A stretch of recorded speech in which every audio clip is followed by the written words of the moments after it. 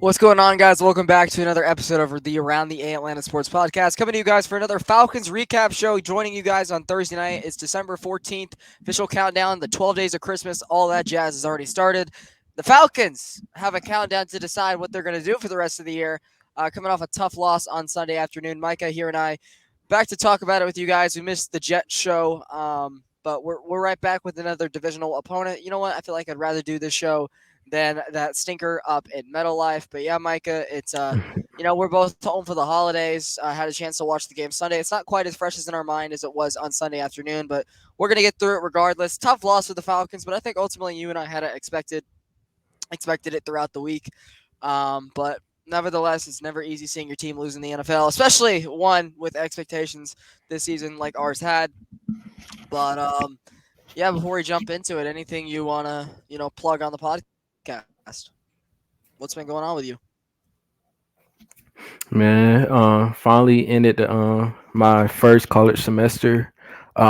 Finished the semester with all A's and B's. That semester went by so quick. Like it felt like I just started, but I was blessed with some good teachers. And made the work.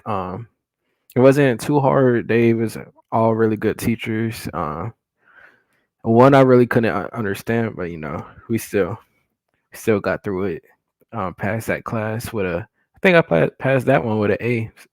The one I didn't understand, but yeah, really good semester. I'm hoping I keep those good grades going my entire college career. Yeah, I pretty much heard if you get a C in college, you did something good. So for you to get all A's and B's at the good school you're at, that's something to hang your hat on. But something the Falcons couldn't hang their hat on very well was the game on Sunday. Before we jump into it, last thing, make sure you guys like, comment, subscribe to Around the A on whatever platform you be happy to watch us on, whether it's the YouTube channel, a clip out, something of mine, something of Micah's, something of our other very fainted team members by the names of Chain, Dylan, and Connor. Please make sure you guys give us support. We should be going audio only format probably at the turn of the new year, and we should have more Hawks and Braves. I mean, we say this every episode, but we really do mean it eventually. Should have more Hawks and Braves content coming. But yeah, let's not waste any more time. We know these shows run a little bit long. Let's talk about our Atlanta Falcons here, Micah. If you guys want to follow us on Twitter, make sure you guys do down below. I'm at Newsome Sports ATL and Micah at Micah TYN. We will be willing to talk anything and everything Atlanta sports for you guys. We are very honest fans. If you guys are looking for delusional fandom, that is not the page you're looking for. We are here to give you guys X's and O's and what we really think about the team while also being a fan. And if that's not for you, we understand it, but we appreciate you for listening anyway. All right, PSA out of the way. Let's jump into tonight's show, recapping this Week 14 game to the divisional rival Tampa Bay Buccaneers. Was a tough one for the Falcons. Came in very banged up. We'll get into everything that came into the week as we go along tonight. But as a tough loss for the Falcons, they fall 29-25 at home to the Tampa Bay Buccaneers on CBS on Sunday afternoon. Dropping back under 500 at 6-7, and the Tampa Bay Bucks get to 6-7, jumping the Falcons for that first place title in the NFC South with about a month left to play. Micah, where do we begin, man? Man, it was so much that went into that game, but I think I think we got to start with what we knew before the game, and that was the injuries we had going into the game. We was missing a lot of key players. Um, David Onyemata, we already knew Grady Jarrett. Two big pieces, pillars on our defensive line. Um, One of our unexpected players that has been shining this season. And Nate Lamon, we also missing him. We was missing Jeff Okuda, our second cornerback. We missed a lot of players on our defense, and we also throughout the game we lost some offensive linemen. We lost 4 out of 5 of our offensive linemen. Um, Drew Dahm and Caleb McGarry was out to for the game. Him and Caleb McGarry, Drew Dahm. And then Jake Matthews and Chris Lindstrom during the game had injuries. A knee injury for Jake Matthews and an ankle injury for Chris Lindstrom. Um, so this wasn't really a good game for the Falcons going into the game, and then once the game started, we had even more injuries. So um, to see the Falcons, it was a very winnable game for us. But for it to be what it was with the amount of injuries we had, I can't complain much. But at the same time, we'll get into it later in the show. But um, there were inexcusable um, mistakes that led to us losing the game. Yeah, it's just going into the week. The MetLife, Meadowland Turf. I mixed up the two terms. Are it's an inevitable field. We talked about it for the Jets preview, recapping the Saints win, which still weed at regardless of anything. Um, Facts. we said that it was inevitable that we were going to come back with a lot of injuries after that Jets game, and we actually were able to get some people back and practicing. Before the week ended, like we were able to get Bijan Robinson, we were able to get AJ Terrell, we were able to get um, a couple other questionable people to play in that game. I'm pretty sure Calais Campbell kicked it inside, but when I saw during I had a hard time feeling the Falcons were going to have to beat Tampa twice. I had a sweeping Tampa Bay preseason. Ironically, I had a splitting with Carolina. I hope that's not the case anymore. We'll talk about that later for Sunday. Oh, please, for our sanity. Um, but I suspected the Falcons to be better than what they were. Tampa Bay is about where I thought they'd be. I thought they'd be about a 6 or 7 win team that would be just outside of the Caleb Williams Drake May sweepstakes, and that's about who they are. The Falcons are a little bit worse than I thought they'd be, and that is why during the week I'm like, I just don't know if we're good enough to flat up beat these guys twice, especially when all the injuries came about. And you talked about how the offensive line dealt with a lot of injuries. Guys, we had one starting offensive lineman by the end of A the game on rookie. Sunday, and it was a rookie, Matthew Bergeron. And they still played really well. So I think it's fair to say this O line is not what it was in the Matt Ryan era at all.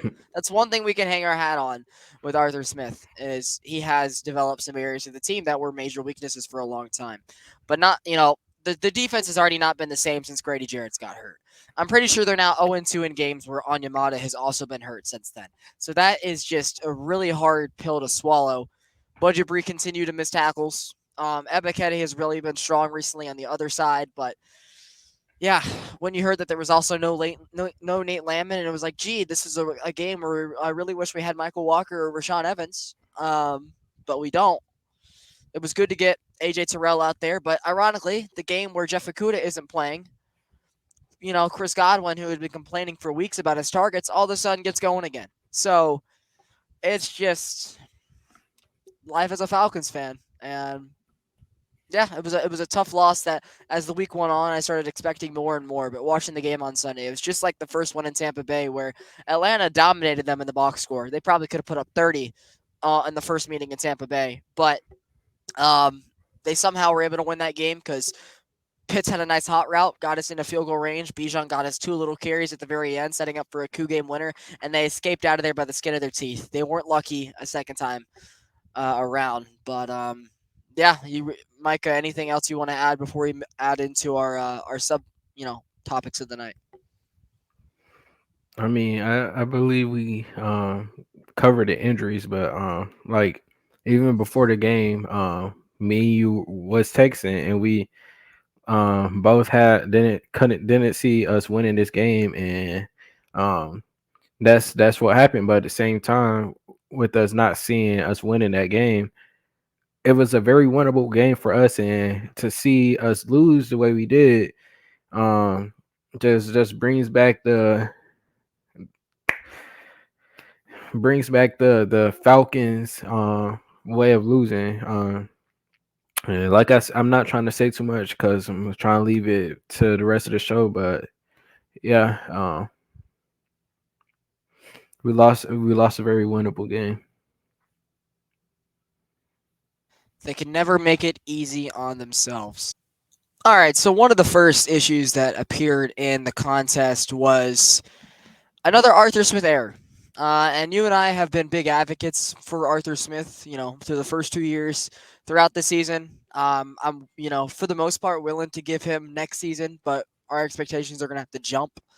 Um, but is it fair to say, Micah, that during the year, our Arthur Smith liking has definitely lessened? Absolutely. We was all the way on the Arthur Smith train, defending him game after game after game. And now we're at a point where it's hard to defend him. Just seeing like he's being too stubborn and getting too much in his way, and it's getting having the Falcons continue to make these mistakes game after game. So Arthur Smith is a good coach, and he has the tools to help this team be a consistent division winner and hopefully go into to be a consistent playoff team to win multiple Super Bowls. Hopefully, we're able to get to that with him. But past couple of weeks has not been too hot for Arthur Smith. So yeah, I mean the first issue of this game was so to just to give a start recap of how the game went. The Bucks went down, stalled just across their side of the field. Deep field goal is good. Tampa goes up 3-0. Atlanta gets the ball back and they're going screen heavy, heavy, heavy, heavy to Janu, to Bijan, to Pitts, to London. To Scotty Miller. Anybody that can catch the ball is catching screen passes. Atlanta even goes for it on 4th and 1 deep inside of field goal range to a little rollout to Pitts, gets his goal to go. Then we have a 3rd-and-goal play where Bijan runs the route a little bit too close to the goal line. Maybe Ritter could have waited another split second. He had time, and he hits Bijan in the end zone for a walk-in touchdown. You could say there's issues on both regards there, but it ends up being an incomplete pass where that's one where, Mike, I feel like you and I could have made that throw. Like, honestly, if we had the time Ritter had there, we can either throw it into the end zone where Bijan's going, or we give it to him about a split second later, and he's right where the ball was intended to be, and it's a walk-in touchdown. But it's incomplete. So the Falcons go matching, Tampa Bay's opening drive field goal inside the 10-yard line. So you go for it, you end up getting 3 anyways, and it's 3 apiece. Atlanta gets a 3 and out, I'm pretty sure, to force Atlanta to get the ball back with about a minute to go in the first quarter. And this defense hadn't given up a touchdown in almost 10 quarters. But Carlton Davis, the smart NFL player that this Bucks defense is, most of them still won a Super Bowl together, realized, you know what? I've seen this play before. On about the 6th design screen pass of the game, he jumps the route. He said, I'm willing to whiff this because I think my teammates behind me will rally and make a tackle. And Ritter throws an absolute lawn dart right to Carlton Davis for the interception. Or was it Antoine Winfield? I'm pretty sure it was Carlton Davis, right, Micah?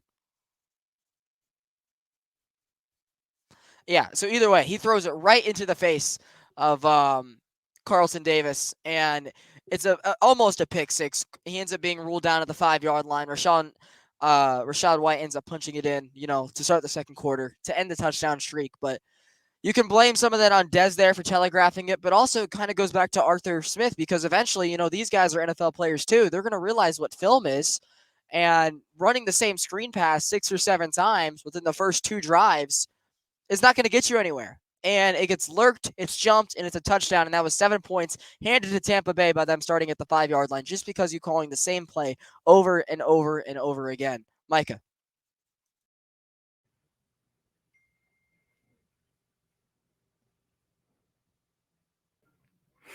Yeah, it's the NFL where players you have coaches on the sideline, players that's been playing since their elementary days, where you could see the team continuing to do the same plays, calling the same plays, same routes.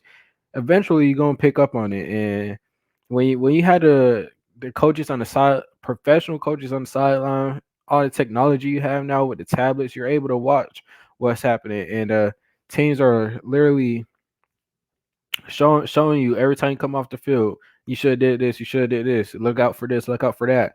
And at this point in his career, Arthur Smith has to know it's not just the offense that's gonna that needs to make changes or is gonna make changes. The defense gonna do the same thing. They're not gonna continue to let the same thing happen continuously again and again and again. At some point, they're gonna pick up on it, and that's what Carlton Davis did right there on that screen, and it ended up being Desmond Ritter interception um, to change the game to get the Buccaneers their first touchdown of the game, where we could have drove down and score points.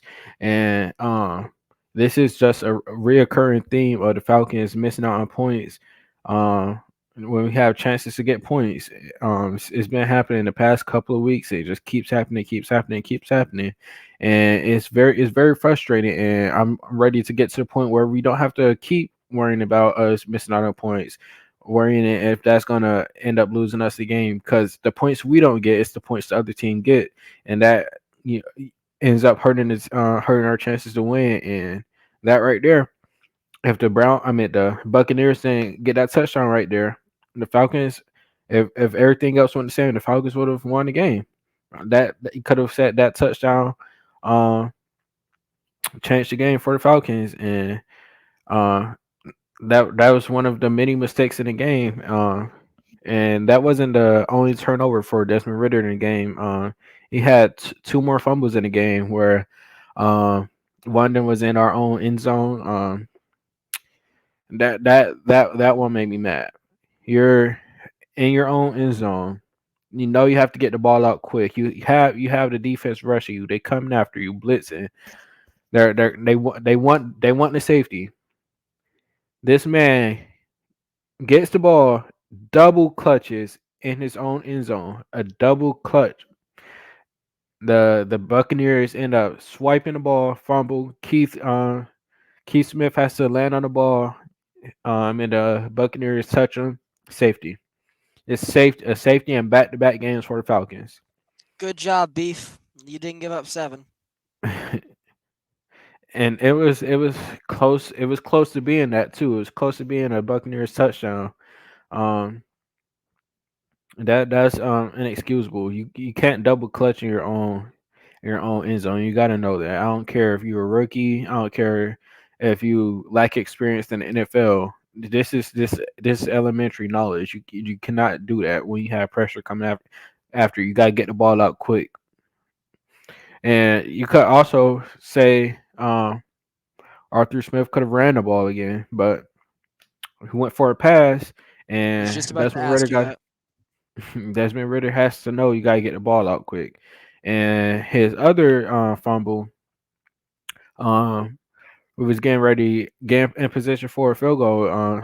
They slapped the ball, and he, um, like this is another thing where you could say, Drew Dalman wasn't out there. His original, the center he's comfortable with. So there could have been a little miscommunication. They fumbled on the snap though, and Falcons end up jumping back on the ball, and Falcons keep possession.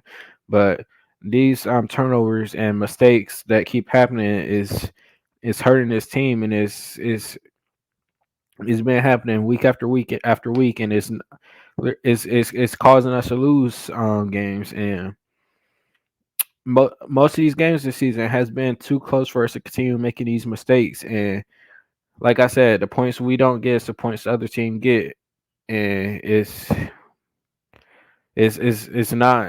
not good football to watch when you have expectations to be a playoff team and to win the division.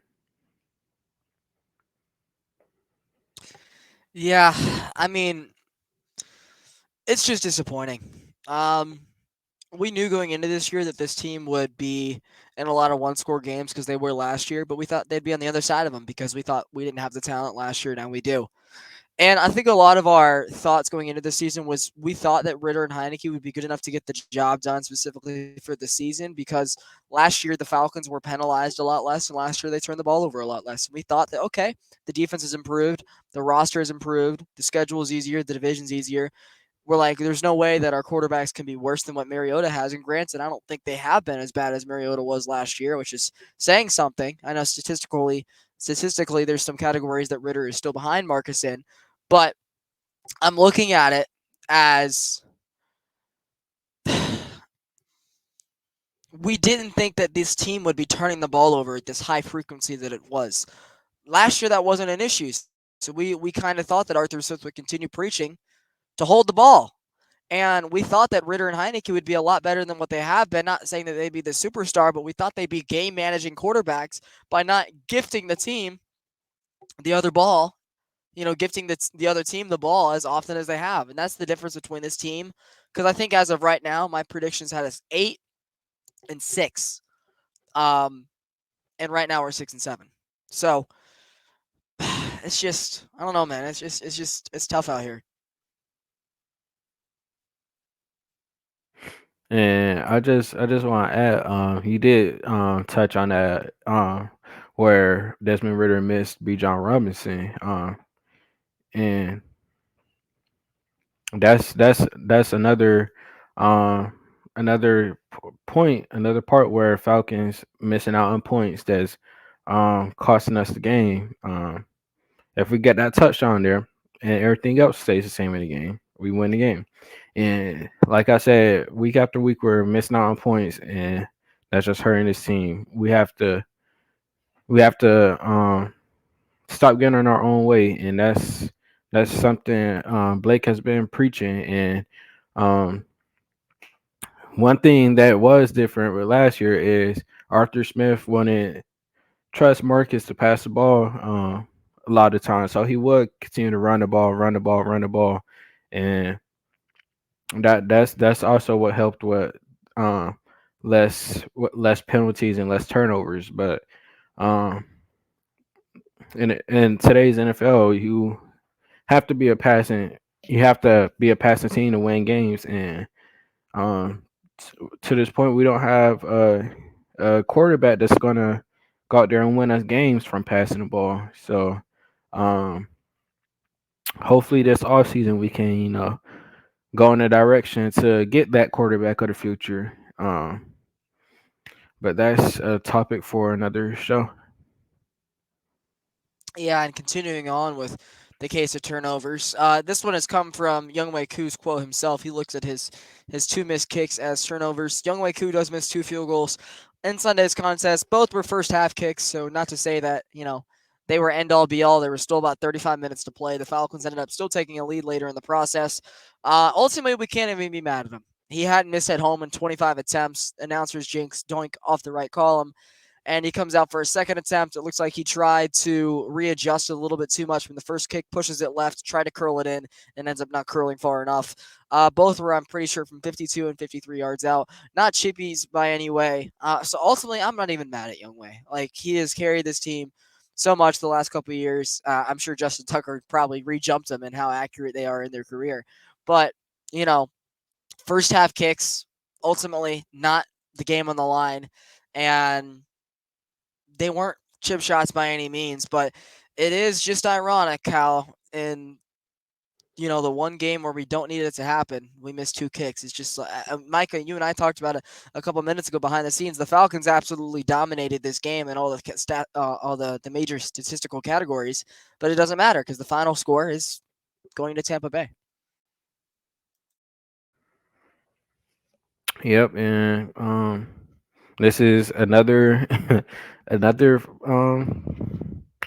situation where Atlanta missed out on points, and like you said, you can't really be mad at him because I seen a tweet where Mike Conti said he's won us way more games than he's lost us. So you can't really be mad at him, but at the same time, those are kicks we have to have, and given his track record with the Falcons and his history, we expect him to make those kicks, and um, he did it on Sunday, and those 6 points that we could have had um, were 4 points that we lost by. So we could have won the game if he made both kicks. If everything else stayed the same, but it's a lot of ifs. But they wouldn't be ifs if they made capitalize on these chances to score with the Bijan, where Ritter overthrew Bijan, or Koo missed the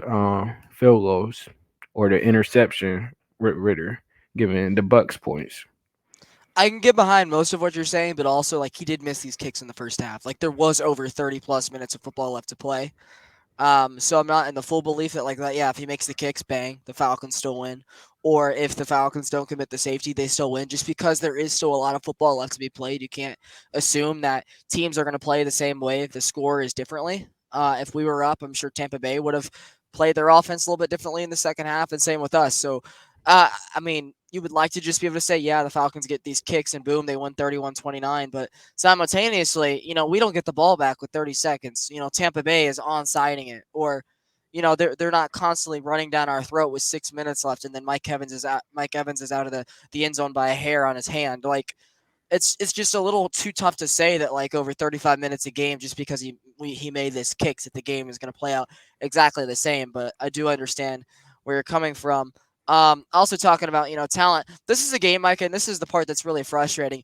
This is a game where all three of our top 10 picks got into the end zone and the Falcons lost a football game. Kyle Pitts scored a touchdown. Bijan Robinson scored a touchdown late in the game. And Drake London has a career day for yardage, also gets on the board on the late 2-point conversion. And the Falcons still find a way to lose this game. It's just inexcusable. Like, people talked about it like, yo, just get your guys involved, and no way you lose. Maybe part of that conversation is you get them involved. Koo makes his kicks. That's a two-parter.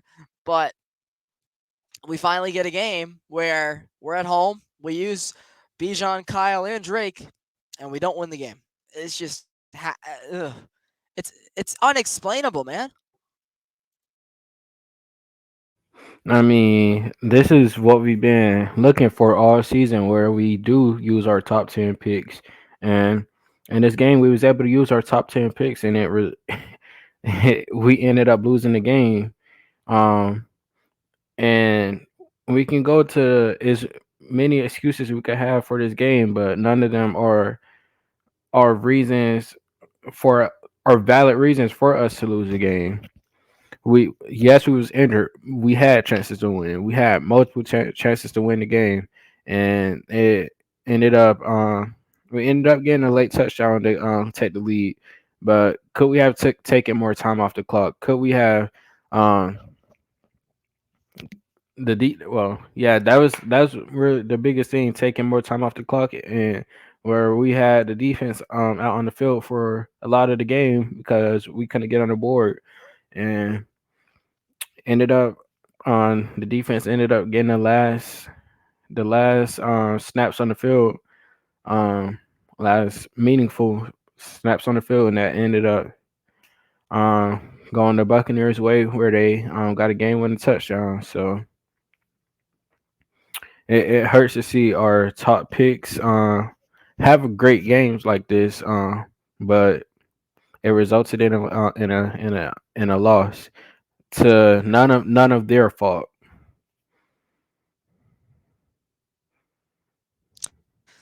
So let's talk about what these guys did. Kyle Pitts gets his second touchdown of the season.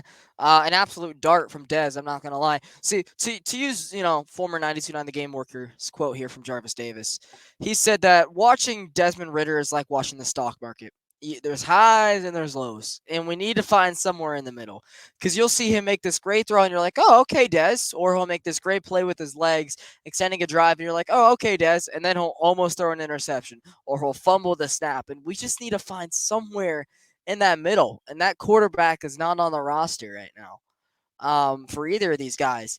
And so that's the most frustrating part. But in this Kyle Pitts touchdown, it's a great read. He finds himself one-on-one pretty much on one of these little loop routes like Buffalo was running with Dalton Kincaid throughout that first half of the season. He finds himself tiptoeing in from the 5-yard line to tie the game at 10 apiece, and it was one of the best throws I've seen from him all season. Who would have thought that you throw the ball to your number 4 overall tight end, good things are going to happen, especially during that certain drive. Because ironically, Arthur Smith's golden boy, who for a 7th-round pick, I'm not mad at the acquisition by any means, but Johnny Smith had what, 4 or 5 drops on Sunday? So it's just funny to see, that Kyle Pitts gets into the end zone on that play. What I don't like is that the CBS broadcaster going to break goes, and that's Kyle Pitts' first touchdown of the season. So immediately Twitter, immediately taking his words for it. Oh, wow, we finally scored a touchdown this season with Kyle Pitts. No. Is it his second touchdown of the season? Yeah, but that's different than his first touchdown. And I just hate the Kyle Pitts part of the fan base specifically a lot of it, not no shots to you, Micah. A lot of it's the Georgia part of the fan base that says Kyle Pitts is a bust. Kyle Pitts sucks. He needs to get traded. They need to draft Brock Bowers. Blah blah blah. The same cycle about UGA players. Um, I hated that CBS announcer had to have a hiccup and say that it was his first touchdown of the year, and not the second. Hopefully, if he finishes the year with 3 or 4 at this pace, that'd be a great way to finish strong. But man, just him saying that sent Twitter into a frenzy for that 5 or 10 minute commercial break during Tampa's possession with the ball about how that was his first touchdown when it obviously wasn't the case. And I ended up making a tweet like, no, that wasn't his first touchdown. That was his second. Please get that right because that is a huge difference regarding this fan base. And I think I ended up quote tweeting the Falcons thing about Kyle Pitts' touchdown highlight. I retweet it and I said something on the lines of like, "Well, I was told he was a bust," and I immediately get a couple of Georgia/Falcon fans in my comment section about, "Oh, well, what do you mean? Whoever said that?" I'm like, specifically, it comes from your portion of the fan base. So it's ironic that certain people are not commenting under my post right now when a lot of you guys are usually stalking them. So I don't know. Good to see my guy finally get in the end zone though. You? Yeah, I love when we see Kyle Pitts, Drake London, B. John Robinson being used, and especially Kyle Pitts. We've been looking for this. We know the potential he has. We know the talent he has. It just got to be used, and um, we see him. We know what Kyle Pitts can do. And this game he had 3 catches for 57 yards and a touchdown. And that's what I like to see. I want to see more catches as we move along. But 57 yards and touchdown is nice stats. Given the quarterback he has at the moment. But yeah, we like I said, we know what Kyle Pitts can be, and hopefully he's able to reach his potential here in Atlanta.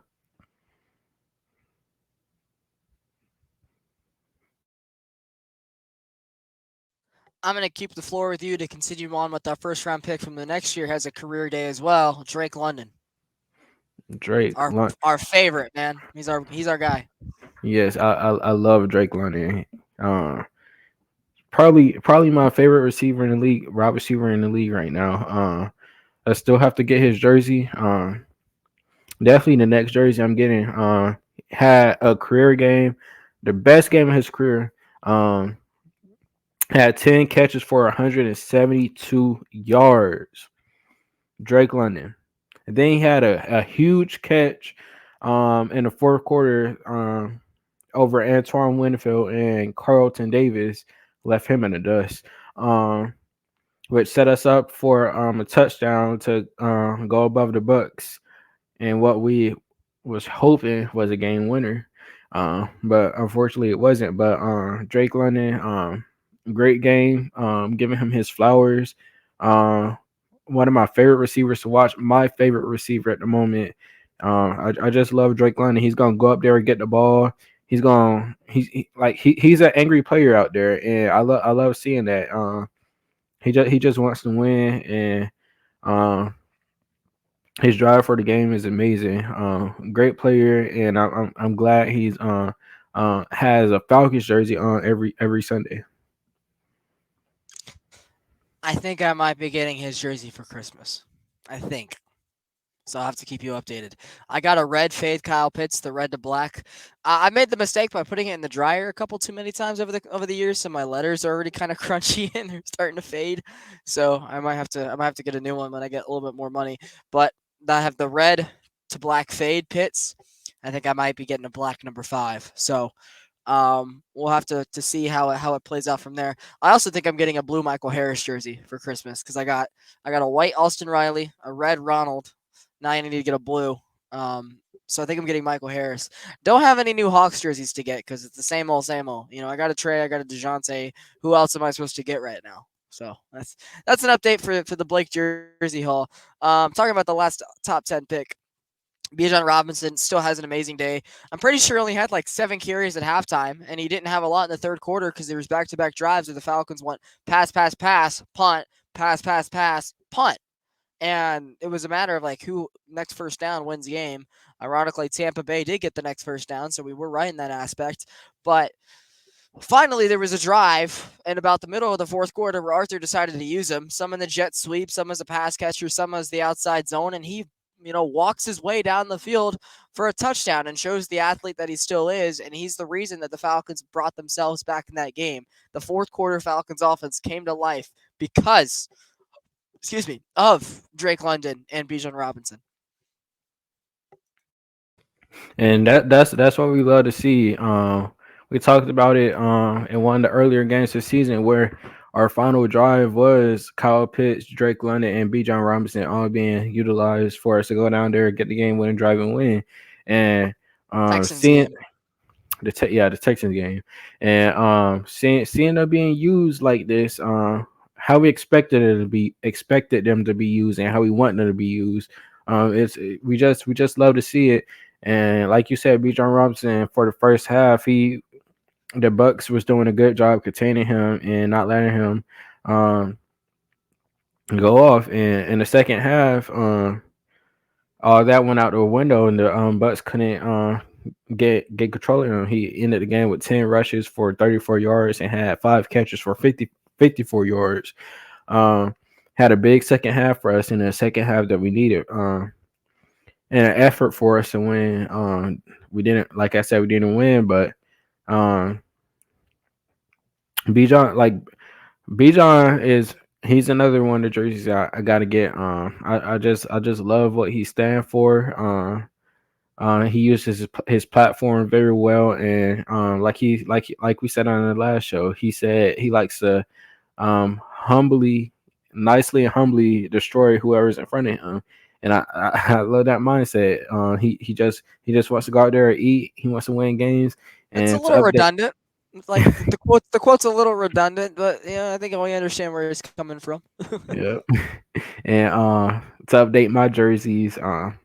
Like Blake did, I do not own a Braves jersey at the moment. I had don't get on me. I had a Ronald jersey. Don't ask me where it went because I cannot tell you. Um, I have a whole bunch of old Hawks jerseys like Paul Millsap, Tim Hardaway Jr., Jeff Teague, all that. But the current jerseys Bruh, I bruh. have, I have a Dennis. I have a Paul Millsap. I have multiple Al Horfords. I have a Tim Hardaway. I think I have a Kyle. And then I finally got like I have multiple in the old color scheme. I think I have like a Bazemore jersey. Ugh. But yeah, I finally got a red Trey and a black DeJounte. So I'm either gonna get one of those the City Connect from a couple years ago, that yellow Hawks one that they should have kept for this year and for last year and forever. I'm either gonna get that Trey Young one next, or I'm gonna get a white Jalen Johnson. But I don't know who's gonna be on the team next year, yeah, so I'm not gonna spend $170 for that because I don't know if they're gonna be here. But that's where I am with the Hawks yeah, jerseys. I got a cup. I got Al Horford. I got a T-shirt signed by Dennis Schroeder, like right here, Kyle Korver right here, and Dwight Howard right here. Shout out to And Dennis, by the way, for just reaching 10,000 career points. And the Hawks made sure to give him the game ball. So shout out Dennis Schroeder. let's not talk about that Giannis and Pacers situation. But yeah, in the Falcons jerseys, I have Julio, Matt Ryan, and Calvin Ridley. Um Oh yeah, I have past ones too. I was just naming the current ones I got. yeah, I don't have any current ones at the moment, but hopefully I'm gonna update that soon. Well, those are our jersey updates, but yeah, going back to our topics. We this is what we've been looking for all season. With our top 10 picks, this is what we expected out of them from draft day when we drafted them as high as we did, with Kyle Pitts being the highest tight end drafted in NFL history, with Drake London being the first receiver off the board, with B. John Robinson being the first running back off the board and one of the highest running backs picked. Um, it's what we expected, and it's nice to see them being utilized and being big pieces of the offense. We want to see consistency with that from Arthur Smith going forward. And I want to see them with a real quarterback that's going to go out there and win us games. I want to see this offense has a lot of potential, and if we get that quarterback, it would change a lot of things for this team.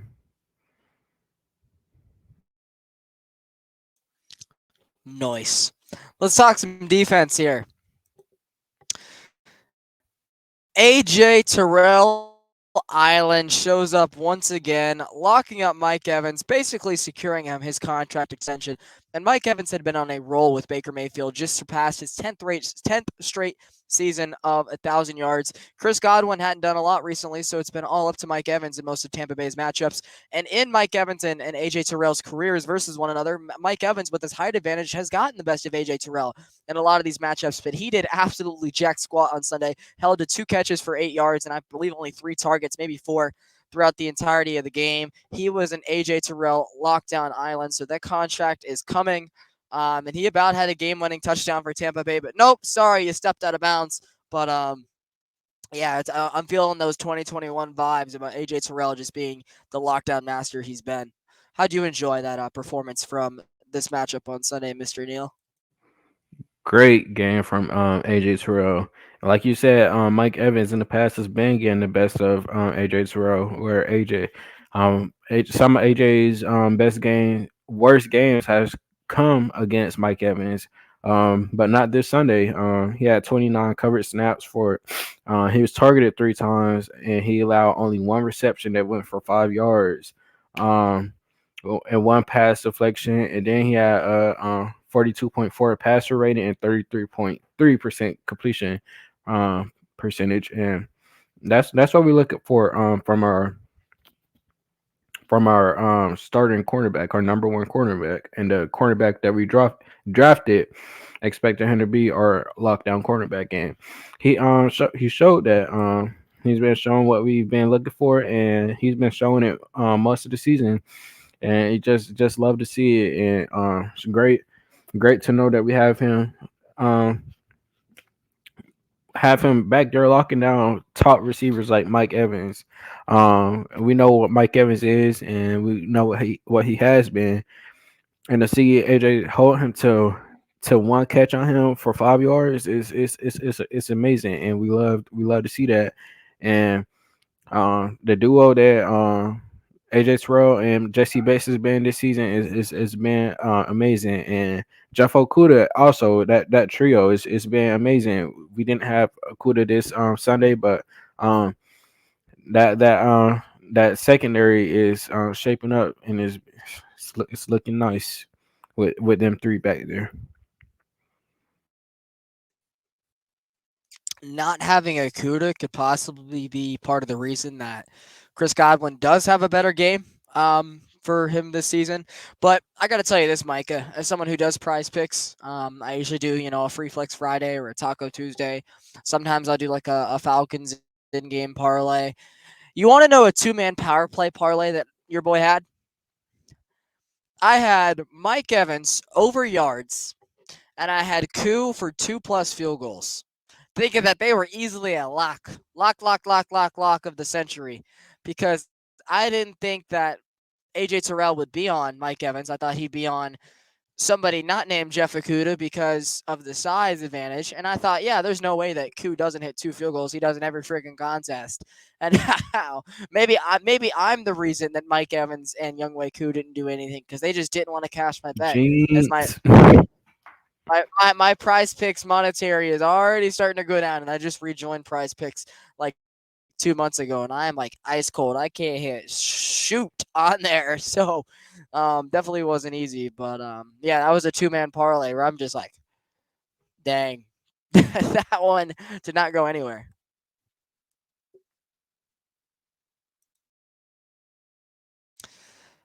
I think you created this topic, so I'll let you, introduce what you're speaking of here. But Tampa Bay had I'm pretty sure a late game fumble that could have changed the trajectory of this game. I think that's where you're going with this, but I'll give you the seat to explain what you mean by Bucks fumble? Question mark? Question mark? Question mark? Yep, that's exactly what I'm talking about. Bucks going down the field, and they after the Falcons get the touchdown to go and take the lead late game when the Bucks got the ball back.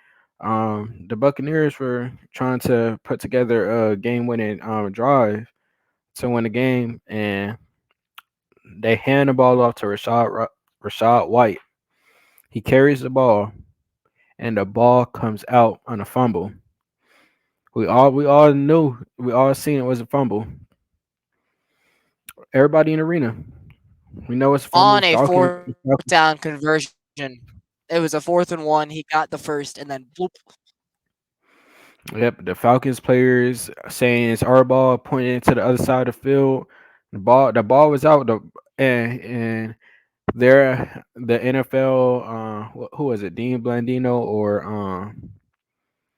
um, yeah, I believe it was Dean Blandino. His explanation was that there was no clear recovery, video recovery for them to say it was Falcons ball.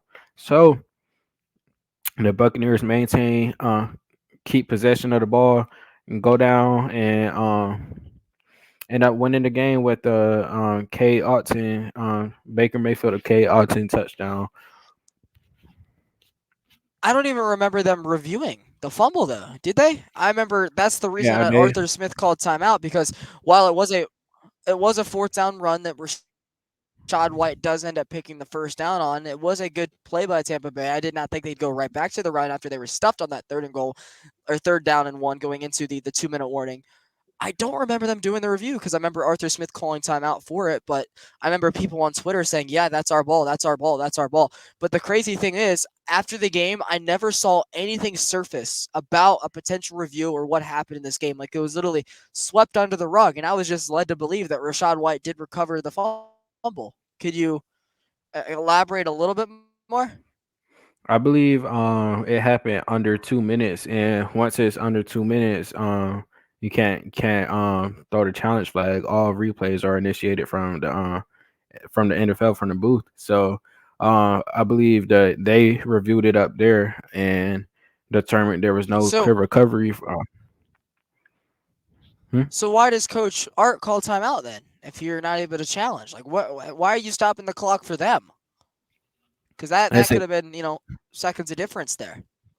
Exactly what I was telling my brother. We didn't need to use that timeout right there, and I guess his mindset going into it was giving them more time to review the play, and that it didn't go our way because they claimed whoever was the real Royals analyst for the game said there was no clear recovery, and that's why the Bucks kept possession of the ball.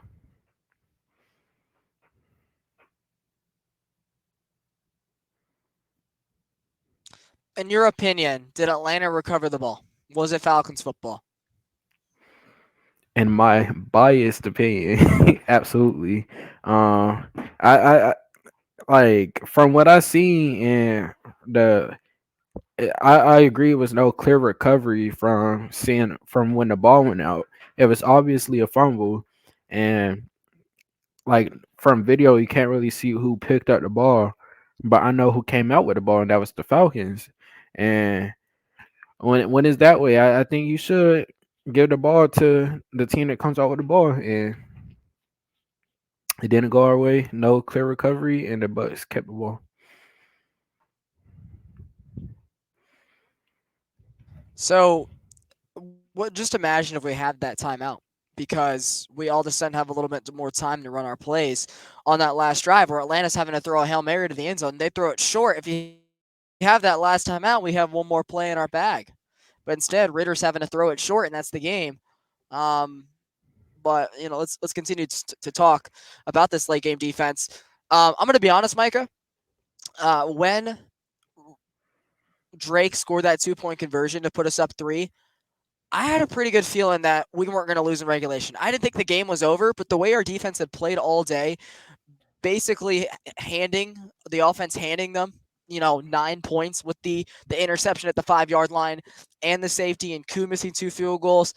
I had a lot of belief that this game was going to go to overtime at minimum, and that this defense was going to make a play, especially on that 3rd down when They stuffed him coming out of the 2 minute warning. I'm like, I wonder what Tampa Bay does here. I think they pass it because I don't expect them to run at us 2 times in a row, and I think we're gonna get the stop right here. And shout out to my guy Cordell. I love you, dog, but you jinxed the hell out of us because he was making tweets during that 2 minute drive about this defense. I love this defense. DeMarco Helms, Jesse Bates, and I'm like, shut up, dude. The game is not over. It's not. It's not over. And then with about 30 seconds left, he's like, "Oh, Richie Grant." I'm like, "Thanks, dude." Like now we look like a clown for saying for 2 minutes previously being like, "This defense is awesome. Let's go. We stuffed them." And then 2 minutes later, posting the crying face. I'm like, this is why you don't tweet until it's over. This is why I'm superstitious because of people like you that are out there. But I'm gonna be honest. I did not think that Tampa Bay. If you want to mute your mic because you're blowing into it, I did not think that Tampa Bay was gonna go all the way down the field and get 7. I genuinely did not, and it was very disappointing to see. I spent what really kind of tricked my mind was it. I want to say it was Chris Godwin on third down that made that huge 3rd down and 10 catch when they picked up, I'm pretty sure they picked up a ticky-tacky flag on 3rd down. I was like, you know what? We'll stop them twice for you guys because you don't want to call it a fumble. We're going to stop them twice, and we're going to win this game. But by that point, the defense was a little gassed, and that catch by Chris Godwin basically set themselves up in field goal range. And by this point, I'm running around going, ha, ha, ha, ha. You know, the usual anger NFL Falcons fandom that you get like, woo, let's go, baby, we stink, and a lot of explicitives. But, then you get to Richie Grant, who gets why the hell is Trey Flowers not on Kate Otten in that situation? Like we signed Trey Flowers as a tight end specialist, and I feel like he's played about 2 games as a defender on the tight ends this year. What the hell are we doing? Richie Grant gets absolutely stoned into the end zone by Kate Otten and basically sold us the game. We had him in a spot where we could have at least gone to overtime. Would I have been confident about the Falcons winning that game in overtime? Probably not, because I don't trust this offense to go down and score a touchdown or to stop them from getting a touchdown when it matters most. But when they went up 3, I felt like when they got that 2-point conversion, that was a huge swing because I'm like, okay, now a field goal doesn't win it. But God, man, this team had everything set in stone for them to turn this thing around and for them to separate themselves going into the final month, and all came crashing and burning by first half mistakes, and they were kind of able to ride it into a fourth quarter lead. They were able to right the ship, being that there was a lot of game left, but it ultimately caught up to them because, as we talked about earlier in the show, Mike, if the Falcons were able to play cleaner football in that first half, all of a sudden this touchdown late in the game doesn't change everything because you have more points on the board via field goal, or you don't give up a safety. You're not throwing picks at the 5 yard line. Like it all accumulated to them losing the game because they played so bad in the first half. Like this should not have been the dagger. You could have had another timeout if you didn't call that timeout for them to review a fumble inside 2 minutes. And a player that we expected to take a big step up this year has been the absolute weak link of the secondary. Like I'm not gonna lie, I was surprised they cut Jalen Hawkins because of how bad Richie Grant has been this year. And you're starting to see Micah Abernathy and DeMarco Helms get more run. Like this guy was a second round pick, the round right after Kyle Pitts, and I'm thinking he might not even be here after next year. He might just be gone after 4 years, and that's really bad to say about a second rounder. But I don't know, man. I hope unless he has some sort of Caleb McGarry type season next year, going into his contract year, it's just absolutely unacceptable that he's even there and that the defense even like. Am I mad that the defense gave up a game-winning touchdown? Honestly, no, because they had been on the field so long and the game should have already been taken care of. And they did have a fumble that you could say they could have recovered. I'm not that mad because they used to do this every week. And this is like the first time other than the Josh Dobbs. Like the Josh Dobbs one, yeah, I'm a little pissed about because they had him in the backfield. They couldn't tackle, and that guy's benched now. You couldn't beat Josh Dobbs. But Mike Evans and Chris Godwin in a game that should have already been handled. I'm ultimately not really that mad at this defense for giving up a game-winning touchdown because they have been good this year, because they have gotten stops. They're the reason this team is only one game under 500, even without Grady Jarrett and with all the pieces that were there out on Sunday. They were the reason this team even had a chance in this game. So I'm frustrated they lost, yes, and I was mad for about a good 5 minutes or so. But ultimately, sitting here on Thursday night, I'm not even mad at them for that because they can't be perfect, just like Younghoe Koo, and that game should have already been settled. But I am a little mad about some of the tweaks to it. Like, why is Richie Grant on Kate Otten in that scenario? And why is Coach stopping the clock for the other team with 90 seconds left? Those are the things I'm more mad about than, oh, Falcons gonna Falcon. Not really. Like it's a one score game with the team gets another chance to win. Like that happens in games in the NFL every single week. Hell, we saw two on Monday night. So did the Packers Packer and the Dolphins Dolphin? Like we haven't really blown a lead this year. We haven't. This team has not blown games. They've blown two games under Arthur Smith, and that was the Washington Commanders game week 4 in 21 and week 1 against the Saints last year. That's one thing I'll give Arthur Smith credit for. This team has not blown a lot of games lead wise. Sure, they've had some games where they couldn't get a stop at the very end or they fumbled, but that's not the same thing at all. So it's hard to compare apples to oranges. Um, but gosh, Richie, man, you got to be better because as much as people crap talk Kyle Pitts and the others that have already been cut from your draft class, a la Darren Hall and Jalen Mayfield, buddy, you're next because man, that draft class is starting to look worse and worse by the day. Just because Terry and Arthur had to come in trusting the guys from the Dimitrov and Dan Quinn era. They had 6 weeks to turn it around, and this is the product of it. It's maybe why this team isn't able to take the next step because that first true draft class where we tanked to get them hasn't turned out to anything. I mean, yeah, I'm 100% with you on uh with Trey Flowers. Like he has to. It's no reason for him to not be on tight ends. We've been getting killed by tight ends um for years now, and when we signed Trey Flowers, that was my assumption that he would be in the game to defend the tight ends, and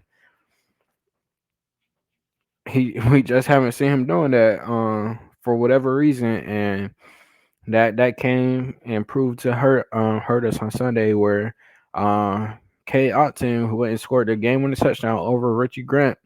um it's it's not much for me to say with Richie. I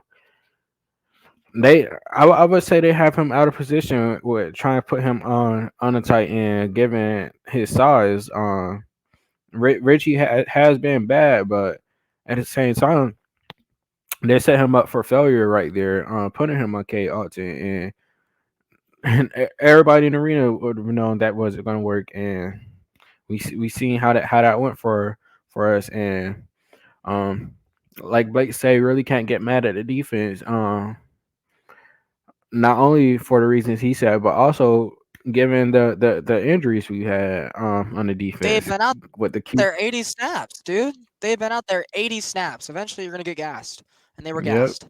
The offense needed to do their part, and they couldn't. They actually handed Tampa Bay 10 points. So, And we had key players out and David Onyemata, Grady Jarrett out for the season, and Nate Lemon and Jeff Okuda, all big parts of our defense, key players that we were missing, and they was able to hold their own for most of the game, and uh, the offense got a late game touchdown, but it wasn't enough because of what they didn't do before that with the Young Wei Koo missed field goals, the Desmond Ritter interception, or with Arthur Smith giving the Buccaneers more time. It was it's inexcusable mistakes that the Falcons continue to make where we give up points or hurt our chances to win.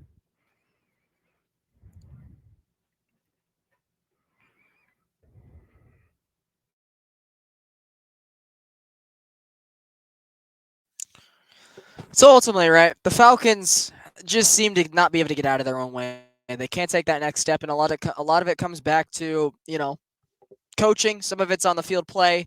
It's a combination of everything, and they're not able to take that next step to become a competitive team once again because of games like Sunday, where you win that one, you're a game and a half up on everybody in the division with a tiebreaker, with pretty much a chance to clinch Sunday afternoon up in Charlotte.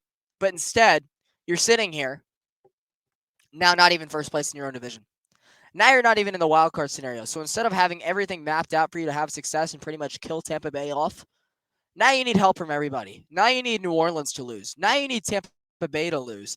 And if that doesn't work out for you, you need teams like Seattle and Minnesota to collapse in the wild card. And the Falcons just aren't in a position where they can afford all this help. And I don't think we can really sit here and settle for a losing season because that'd be 6 in a row and all three in Arthur Smith's tenure. There has not been a single head coach in the Arthur Blank era that has had 3 straight losing seasons. Not um not Mike Smith, not Bobby Petrino, not Jim Mora, not Mike Smith, and not Dan Quinn. But Arthur Smith has the possibility to sit here and have his 3rd straight losing season because he's coming back regardless next year. Because Arthur has pretty much already come out and said that his job's safe. Arthur Blank, that is, and it's not surprising because Arthur Smith has been, Arthur Blank has been known to stake his claim to the wrong guy many times. You stick it to him too long, and that is just something wrong with this organization. So it starts from the ownership all the way down. They can't take the next level, similar to how our conversations are with the Hawks, Micah. Um, like you had a chance to really map up this division to get 2 games, a game and a half up on everybody with a chance to clinch Sunday and basically play for playoff seeding and know that you're hosting a game in the Benz to now where it's like, shoot, now we need Tampa to lose. Now we need New Orleans to lose. Now we need to beat them again. Shoot, now we're going to need teams like Minnesota and Seattle and teams of that sort, to collapse to make the playoffs. And that's just not where the Falcons were supposed to be at this point in the year when we were in training camp. Like, what the hell went wrong?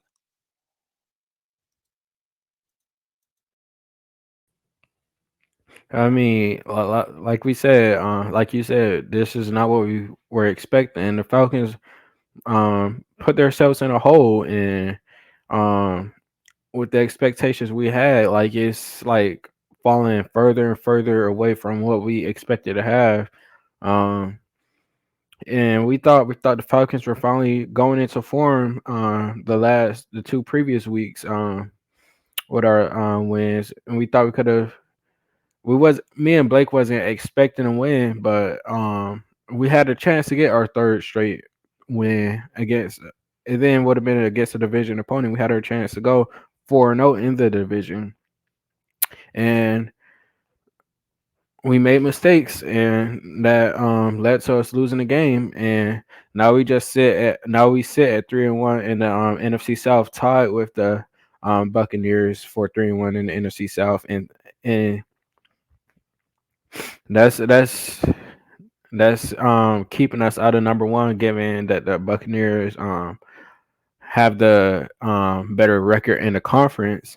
Um, but yeah, we had the chance to be undefeated in the division, and like Blake said, Falcons continue to get into their own way, uh, can't get out of their own way, and that's resulting in losses. And now we're sitting in a position where a lot of things got to go our way to end the season, um, for us to make the playoffs. And we're not in too big of a hole to where we have to have this team lose 3 games and we got to win out. We're not at that point yet. But if the Falcons continue to go in the direction that they have been lately, it's going to get to that point.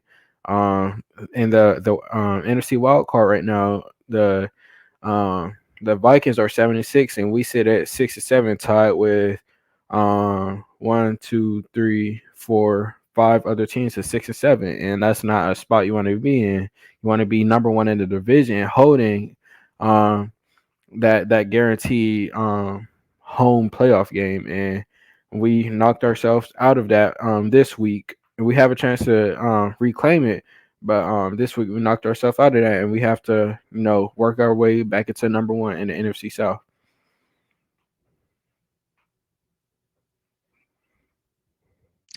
Yep, now you're counting on the Packers and Joe Barry's run defense beating Tampa Bay on Sunday, and you're counting on Tommy DeVito continuing to be lucky and go down to the Dome and beat the Saints, who are a much better team at home. And there's a good chance maybe one of that happens. Probably not both, But the Falcons still got to handle business for our own right because as much as you want to look at the Panthers and be like, yeah, it's a free win. No, it's not. Nope. Nope. Nope. Nope. There is no free wins for this team, being they already lost to a 1-win Cardinals team. Would I be surprised if they lost on Sunday? Nah. Nope. If they lose Sunday, it's over. It's over at that point. You're going 7-10 again. And maybe at that point you are drafting top 10 and you have a chance at Jaden Daniels or Drake May. Probably not Caleb Williams. But like that's just not what we wanted for this team, and it's going to be hard to get up for this team again next year when it be the third straight season of 7-10. So I think Micah, you and I talked about it for ages. Last year, through the offseason, even going into this season, when we started 2-0, this was the last last year was the last tanking year. This was the first year in the window. And the Falcons don't aren't in a if the Falcons don't end up being world beaters by the end of the season, that's ultimately okay. Like we expect this team to get better next year and the year after and the year after and the year after and to continue to climb the ranks. We're not expecting us to build Rome overnight, but as of right now, they just aren't taking that next step. And if you continually go 7-8 or 7-10, 8-9, where's the improvement? And we have to see that improvement. And that's just something that they have every chance they've had to show that they are improving. They fell on their face. And so I don't know if that goes back to a talent thing. We don't think so because the roster has clearly gotten better. You can look at the secondary unit and be like, yeah, the secondary has gotten really good. The offensive line, two long-term weaknesses for this Falcons franchise over 50 years, both pretty good right now. Their interior defensive line has gotten pretty good. You have some young edge rushers, while you would still like some more, are continuing to take that stride. You got two backs that you really like. You got other pass catchers that you really like. You could still add to it, but the building blocks are there for this team. You got a really solid special teams with Bradley Pinion, Liam McCullough, and Younghoe Koo. And we're still in the same spot we were when Matt Ryan was leaving. So it's a three-way tie for first. As of right now, Atlanta does own the tiebreaker over New Orleans due to head-to-head, and I'm pretty sure they have two divisional losses because they lost to us and to Tampa Bay in the Dome back in September. But as of right now, it's 6-7, 6-7, 6-7 for Atlanta, Tampa, and New Orleans. And the Bucks and Atlanta are both 3-1 in division. The reason they're ahead of us is a better point differential, but they also have a better conference record, and that's why it's hard for the Falcons to still just be able to sit down and be able to get in the wild card because you lost a game to Sam Howell and the Commanders, because you lost a game to a 1-win Kyler Murray led Cardinals team, because you lost a game to Josh Dobbs. And the Bucks didn't lose to Minnesota. The Bucks didn't. Well, I don't think they played Arizona, but I'm pretty sure they have a better conference record by us than two games. So we're gonna have to beat them outright by record, and that's hard asking, because that means the Falcons are gonna have to go 3-1, because as much as if we play Carolina on Sunday and get a win, you got to assume that Tampa Bay is going to do the same thing. They play them week 18, so okay, let's mark one win automatically for the Bucks and the Saints for the Bucks and for the Falcons in the last four games. So they're gonna have to do better on that do better in that middle ground. You're either gonna have to hope the Falcons go 3-1. If not, the Bucks are gonna have to lose out, and they have too much talent to not lose out. So they've really messed up. And to get to the Saints' point of view, Mike is a little bit more afraid of playing them a second time because of how much better they are down in New Orleans. And so, if Mike, I'm going to turn this over to you because I know this is an exercise you wanted to do as one of our last couple topics tonight. Um, let's talk about the last four games for each team in the division. Let's actually start with Tampa Bay, being they are the hot topic, and then we'll move to New Orleans before we get to our own guys. Let's go over the last month of play for these teams and decide how it's going to play out with everybody at 6-7. For the last four games for the Buccaneers, we had them at Packers versus Jaguars versus Saints and at Panthers. Those are all very winnable games for this. The Buccaneers. Their hardest game would be versus the Jaguars. Um, but And the what's other going on with three are D-Law? all, So yep. With his injuries. And that's not that's like I said, a lot of things got to go the Falcons' way, and that's a thing that may not go our way with his health. He's expected to play this week, but is he ready to play this week? And will he further injure himself to where he knocks himself out for the game versus the Bucks next week? And like I said, it's a lot that has to go our way. Um, but I think like I told Blake earlier this week, I believe Let Sunday after the let's game. start here. Let's start here. Well, you love to reverse jinx like I do, so I understand where you're coming from that perspective. But let's start here. Bucks Packers on Sunday. Who wins that game I have the Buccaneers winning that game at in Lambeau Lambeau? Field. Okay, I have Green Bay winning that game, but based on that performance I saw on Sunday night, I'm not as confident, but I'm going to stick with my prediction and say so. Just a reminder, you and I, just for the viewers out there, Atlanta or not Atlanta, Micah and I did have the Falcons at 10-7 and winning the NFC South preseason. So they've already pretty much undershot us unless they win out, which no shot they do because they decided to lose to a 1-1 Cardinals team and to Josh Dobbs, and that's really where they've screwed the pooch. I think you and I were rolling through the first half of the season. We pretty much predicted like 7 out of the first 8 games correctly, but that second half stretch where they were supposed to get fat and happy in the record column turns out being the opposite. But you want to talk about how easy the schedule has been throughout the season? Hell, it's gotten even easier as the year went on because you looked at the schedule at the beginning of the season. You thought you'd be facing Kirk Cousins and Justin Jefferson. You instead didn't see them. You thought you'd be facing Aaron Rodgers in the month of December. You didn't see them. And you lost one of those games. Maybe there was a chance you didn't think you were facing Kyler Murray. You end up facing him, but that team had one win. There's no excuses regarding that. You lost to a game to the Commanders where they were just trying to sell. They were trying to sell everybody, everybody, everybody. And the Falcons ended up giving them that game for a third straight season and it delayed their tank. So those are the reason like the Falcons lost all their leeway to be able to have some flexibility at the end of the season halfway through the year. And that loss on Sunday more magnifies it because as soon as they gained a little bit of it back with a chance to get some freedom and separation, they lose. But that's where we were. I had them 10-7. I'm more so on the 9-8 train now, but that's gonna be hard to put. That's gonna be hard to do. But so let's look at it this way. So you have Tampa Bay winning on Sunday in Lambeau. I have the Packers defending home field, but I could see it going either way. The second one you said, is it in Jacksonville or is it in Tampa Bay? Tampa Bay versus Jags. So it's in Jacksonville. No, it's in Tampa Bay. Oh, well. I could see it being like a neutral site. To be honest, those teams are what separated by 2 hours. Um, if Trevor Lawrence is back and healthy, I think Tampa or I think Jacksonville wins that game. But as of right now, who knows how T-Law looks? But what's your official prediction? I have the Jaguars going to Tampa Bay and winning that game. Even if Trevor's like 75%. I think as long as Trevor Lawrence plays, they're able to come out with a win because the Buccaneers offense uh isn't an offense that's going to go out there and win you games, and the Jaguars defense has been pretty good all season long, led by the one and only Foye Oluokun. Miss him in Atlanta, but yeah, their defense been pretty good all season. So if their offense isn't rolling, I know their defense can pick them up. Even if the Jaguars just the offense got it at least they don't got to score every drive. Just put some points on the board and help out the defense. So I have them dropping their first two. You have them splitting. Then they host the New Orleans Saints in Tampa Bay week 17. That's a win-win for the Falcons because regardless, one of them's going to lose. Maybe we'll know more by the day of that game who we need to lose more than the other. Because we will play the Saints the week after, but there's a chance that Tampa Bay is still ahead of us.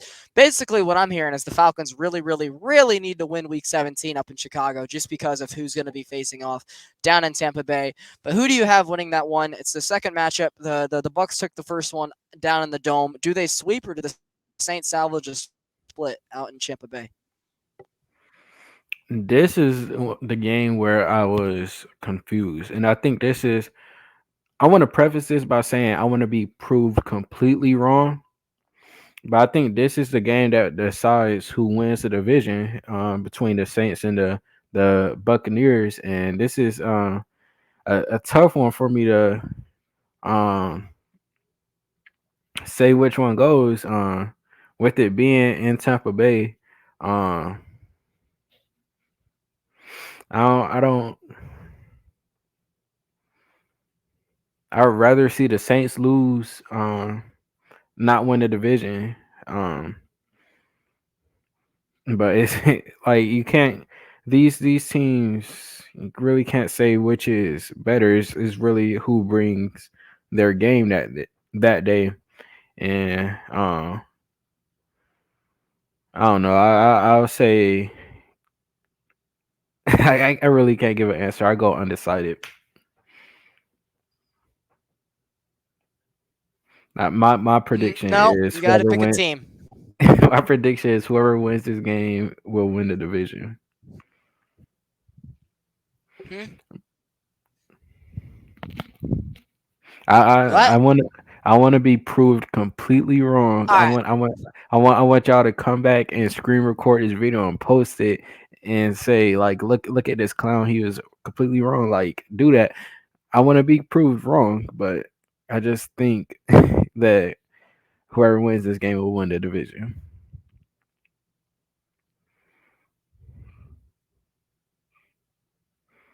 So who is winning said game? Is the Saints or the Bucks winning this game? I'd rather the Buccaneers win this game. I do not want to see the Saints I'm gonna win the decide for you. division. Okay. I'm going All with right. Bucks. I'm So going with Bucks. I'm gonna agree. So as of right now, you have them, and then I'm assuming you're gonna have them winning in Carolina, week 18, correct? Yep, absolutely. I swear to God, if Carolina wins Sunday, they have to win that Sunday too. Otherwise, screw you guys. But I think that's where we're at for Tampa Bay. So to tally up your totals, you have them finishing 7-7, 7-8, 8-8, 9-8. You had them going 3-1 down the stretch. All right, now let's do New Orleans. If you want to tell, and I have them going 8-9 because I have them losing in Lambeau, losing to Jacksonville, but I have them winning their next two. So I have them losing their next two and finishing at 8-9. So you have 9-8, I have 8-9. That Packers game's the difference. Now let's do the Saints. We already have that Week 17 game as a loss for them. Remind our viewers what 15 and 16 are before we play them Week 18 down in New Orleans. We have versus Giants at Rams at Bucks versus Falcons. Um, with the first game versus the Giants, Are we really thinking like Tommy DeVito is going to march into the dome winning? you go ahead.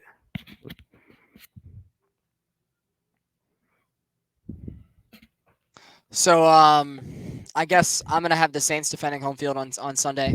Tommy DeVito is flash in the pan. He is this month's Josh Dobbs, and I think the Saints take care of business. And then what'd you say their Week 16 one was? At Rams. If the Rams are healthy going into that game, I'll pick LA. But if they're what the Rams CVS pharmacy receipt injury list usually is, I'll pick New Orleans. But just to stick to one, I say LA helps us out in the Golden Land because the Saints have been awful at home. So I have them 1-1. I have them dropping Week 17 down to Tampa Bay, and we that baby, we going down to New Orleans and we sweeping them Week 18. So I have the Saints finishing 1-3. This is their last win on Sunday. You? Well,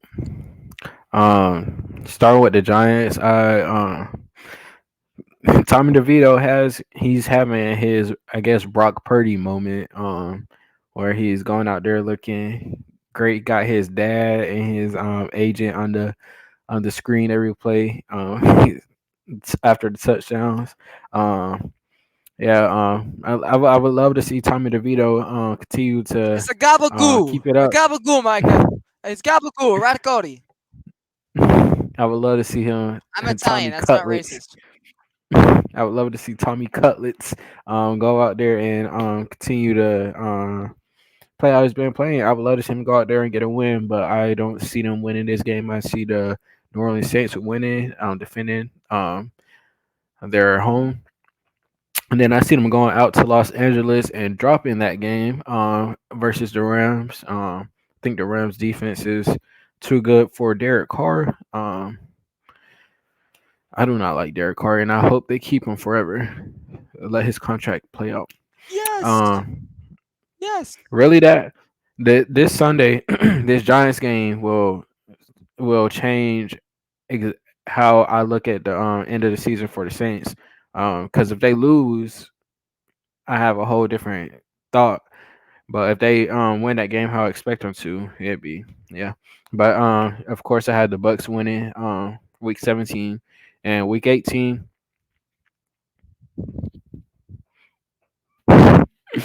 Um this is my thing. If the Falcons are at a position where they need to win, if they're in a position if they're in a position where they need to win, I don't trust the Falcons to win that game. I've put myself in position to get hurt too many times to trust the Falcons to win games where the pressure is on, and I don't want to do that again.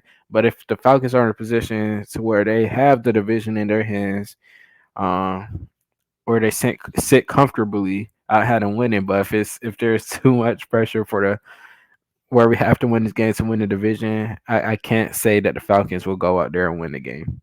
I'm 50-50. I won't say we lose. I won't say we We win. that we no, you gotta make a decision. This is your segment.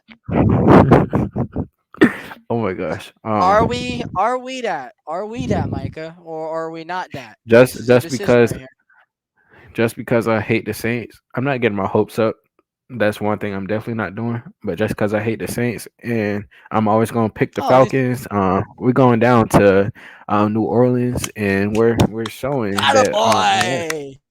Atlanta is always superior, and we're gonna continue to have that record over them all the time. And we always that forever that Mop. gonna be that. Wings are better than gumbo. Our food is better than yours. Our culture is better than yours. Our city is better than yours. Our basketball team is better than yours. Our football team is better than yours. We own you. We that. Okay. We So that. to tally it up, to tally it up, I'm pretty sure we completely align with the Saints. So you have them winning versus the G-Man like I do, and then losing out. So we have the Saints finishing at 7-10. We have the You have the Bucks at 9-8. I have them at 8-9 because we disagree on the Lambeau game. Now let's get back to our Dirty Birds as we close out the show. And just a premise to give our preseason predictions to just kind of see where we're at. We're currently sitting at 6-7. I had this team sitting at 8-5 as of right now, but I also thought Carolina would be a lot better than what they were. So going into this game preseason, I had the Falcons as 8-5, dropping the one to Carolina because I thought they'd have more than one win. Winning their next two against Anthony Richardson and Justin Fields. Now it's Gardner Minshew, and losing down in New Orleans to finish the season at 10-7, still wrapping up the division. That was my preseason. But if you remember yours, you can give your alignment on where you had us um, for the final stretch, just so, or if you don't remember, that's okay. Yeah, I don't remember it. Anyways, let's let's go game by game here, right? Falcons are currently sitting at 6-7. We can agree that the Saints are winning Sunday, and we disagree on the Bucks. That's the one. That's the one we really need. We really need Tampa Bay to lose because as of right now, the Falcons can further mess things up and let Tampa Bay rejump them. But as of right now, Atlanta has the advantage over New Orleans. And if they win Sunday, you go into that game up a game on New Orleans. It doesn't matter what happens because you're up a game on them. But then it comes down to Tampa Bay. So let's talk about this game. This is kind of our game preview. Does Atlanta not lose to a does Atlanta lose to another 1-1 team this season, or do we go up and sweep little brother up in Charlotte, Mr. Neal? I say we do, but I'm sure it We won't be pretty. But I do think the absolutely Falcons get a win. we absolutely go down to Carolina, Charlotte, whatever you wanna say, and get that win, sweep them. and Won't be pretty though, will it? they've always. Won't be pretty. I've been saying all season this game's going to be the game where we have a blowout win. This game's going to be a game where we have a blowout win, and I've been proven wrong every time. It's been a close game or a game where we've lost, and I would love for that to be this game, but knowing Falcons how the Falcons are, we're gonna in fashion wait till the end of the game to go out and win. So it'll be a sloppy win, but we'll pull out the win. I will definitely say I'm a lot less nervous this time around than I was in the last one team because there is no Kyler Murray suiting up. There is no starting running back coming back. Um, we're not going out west. It's like a 2 hour. It's like literally a flight of 30 minutes. Um, a travel of 2 hours. I'm a lot less nervous about this one, especially because we have seen Carolina. Like as much as we want to talk about all the Falcons issues, Carolinas are magnified to an 1,000th degree. So I agree. We both get this win on Sunday, bounce back to 500. Now let's talk about Christmas Eve, our last home game of the season. You want to finish over 500 at home. I want to say we're 4-3 on the year. You got the Indianapolis Colts coming to town, who are 7-6, maybe 8-6 going into this game, if not 500 with Gardner Minshew. They have really a nice tweet, by the way, Mr. Neal. I see you said Staley got to get fired before he walks off the field, right? Shout out to Mr. Micah. But basically, we play the Colts on Christmas Eve. A team that's very similar to ours. They're kind of whatever at this point. People can't tell if they're good or they're bad. They got some they got some good things going for them. They also got some bad things going for them. But they're a young team with a young regime. One thing that's changed for them is they were finally able to pretty much settle on Jonathan Taylor midseason, and they were able to get him back and going again, and that's really flipped his team in another direction, especially with the loss of their young superstar quarterback, Anthony Richardson, my guy. But do the Falcons get this win on Christmas Eve and close out the home season at the Benz in a good look? As of right now, we're 7-7 according to our predictions. I do not think the Falcons win this game. The Colts have been they've been rolling lately, and I have the Falcons dropping this game at home.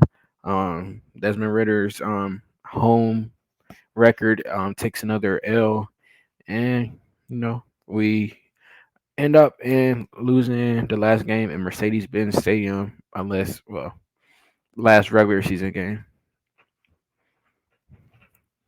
If they lose this game, it's probably the last game there that year. Let's be honest. Yep. I'm looking at it, and I'm looking at this Bears game the same way. I'm like, they need to handle business Sunday. If they don't handle business Sunday, you're done for good. But if they do handle business Sunday in Carolina, I'm looking at it. I'm looking at these Colts and Bears games like you have to find a way to split. This team isn't good enough to win both, but you have to find a way to split, and you have to go into New Orleans with the chance to do something. But that comes back to Tampa Bay needing to lose pretty much to Jacksonville and Green Bay for you to have a chance at something. But more so, they need to win Week 17 because that's the day that the Saints and the Bucks square off. So you need to take advantage of the other team that loses right around you and create separation. Um, I'm probably going to go to this game. So I'd like to see them win. I was tempted to go to the game Sunday, but for 45-cent tickets. But then I thought about gas money and parking when I don't have to pay for parking to go to Falcons games in Atlanta, and it's going to be some stinky weather. 4 hour drive. It might not even be worth it. So, but I have a lot more confidence they'll win this Sunday than that Colts game. We'll see. We'll know a lot more in 2 weeks how the Falcons are coming into this game. And if the Colts lose another tough one on Sunday, I think it's fair to say they've lost their momentum and their playoff chances because Houston and Jacksonville are still ahead of them. But I'm going to predict that game as a loss. I had it as a win preseason, but it's a lot of things can change over the course of a season. So we currently agree so far, and we have us at 7-8 going into New Year's Eve, which I'm going to guess is probably going to be a snow game against Justin Fields. The UGA Coltists are going to be out in prowess for the guy that they should have taken, and who knows, we could ultimately end up on a team with Kyle Pitts and Justin Fields next year, and then everybody wins. But a mobile quarterback, which has been the Falcons' Achilles heel this year. The quarterbacks they have beaten have been mobile, or have been pocket passers. They've not been mobile. Excuse what I just said. and you kind of know where they're at. Justin Fields is going to be able to break off at least another couple 40-yard runs against Atlanta in the snow. It's going to have to be a game where number 7 and number 25 are up and ready for it, for us to have a chance. But if it is a snow game against Justin Fields on New Year's Eve, do the 7-8 Falcons get a win, Mr. Neal? I have the Falcons definitely winning this game. This is if it is indeed a snow game, this is a Arthur Smith Falcons type game.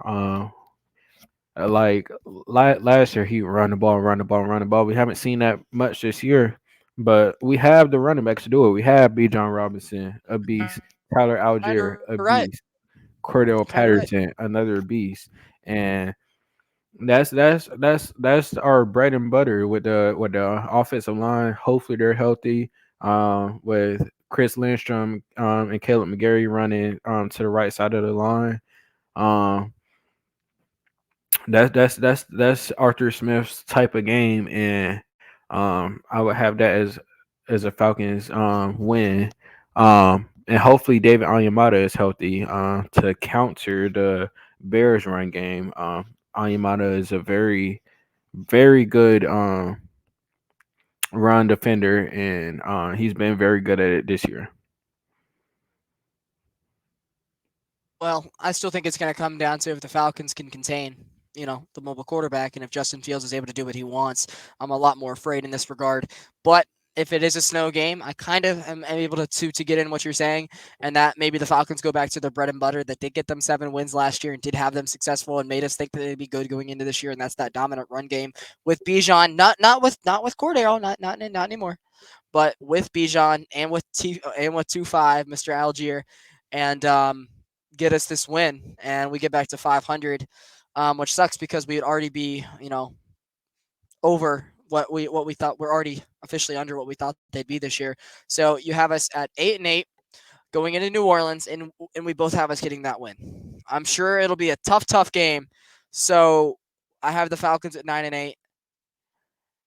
You have the Saints at 7-10, and I have the Bucks at 8-9. So in your world, the Bucks win the division. Well, over 4 weeks, I guess we could overtake them. The only if we're both 9-8, we could still win the division based on who has a better division record. And I guess we'd both be 5-1, wouldn't we? Because we're both winning out. You have them Yeah, beat they we. You both have us beating. we So we had them both. We have both the Falcons and the Bucks at 3-1, and um the um yeah, they wouldn't lose to another NFC. We had them both yeah. not losing to another NFC opponent. So if it goes that way, the Bucks stay at number one, the Falcons are at number two. Well, I have them losing. I have them losing to Green Bay. No, you do. I have them losing to Green Bay. Well, So I have that's them what it's going to come losing. down to, and I think that means our. So if it comes down to, oh yeah, they're in a sticky situation. They should have had this division long wrapped up, but If if it goes they the decided that way they wanted to have more fun in the purgatory with the loss on Sunday. if it goes the way that I think it's gonna go with the Falcons going 3-1, um and the Saints having the division lost already. The one thing that I would like to see change is the Saints beat the Buccaneers in Tampa Bay to propel the Falcons to number one in the NFC, to where we're hosting a playoff game versus what would be, as of right now, the Philadelphia Eagles. Woo! Nah, I can't lose to another Philly team in the playoffs. Granted, I still think that Philly wins that division. I think their schedule is a lot easier down the stretch than Dallas. Dallas is still going to find a way to lose one more stupid game. That's just who they are. But if I would have told you preseason that this team was going to win 3 of their last 4 games, would you have thought that they would be winning their division, or at least finishing, with 10 wins? Absolutely. Like it's hard to believe we're in a position that we are right now, given the way we've lost games and the mistakes that we've made for us to lose these games. But here we are, and like we said, a lot got to go our way for us to end up winning the division, let alone making the playoffs.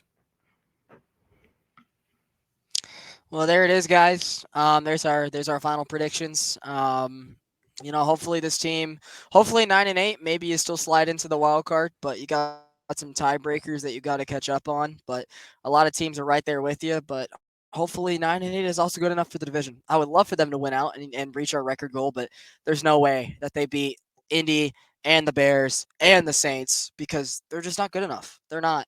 But I'd like to assume they're going to win Sunday. If they do, they're still right in there. But now you need help.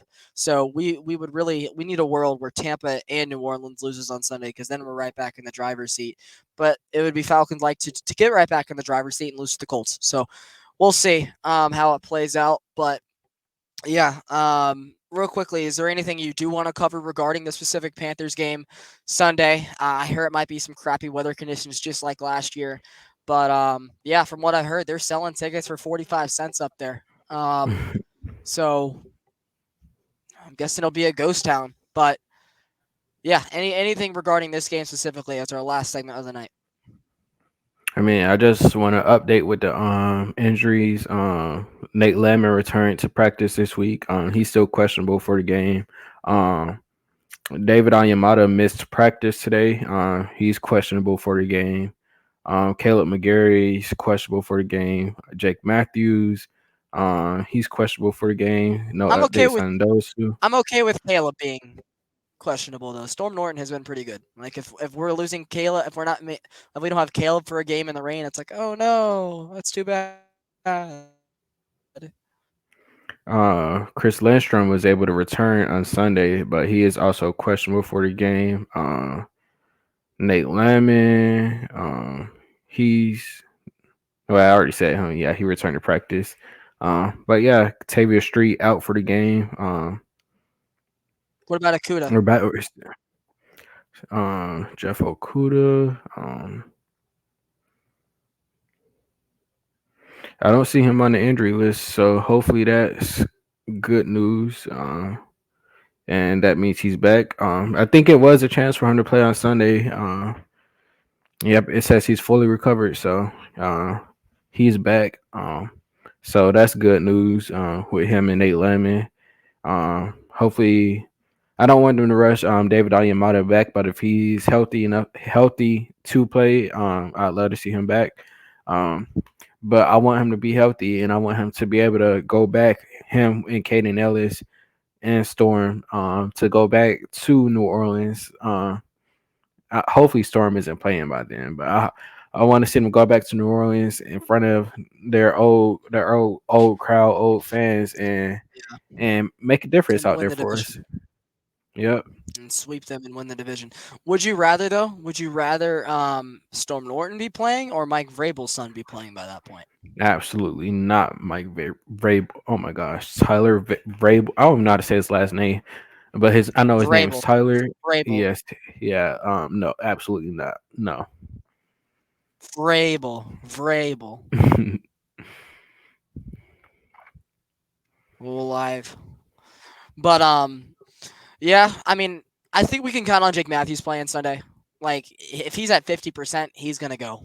Like that's who he is. He hasn't missed a start in a decade. It's not ending now. If it's gonna take a severe injury for him not to play. I mean, hell, last year he had to rush home for the birth of his child and had to fly back up in the same day. He got there like an hour before game time and still played a great game while Mariota was back there throwing grenade tosses behind him.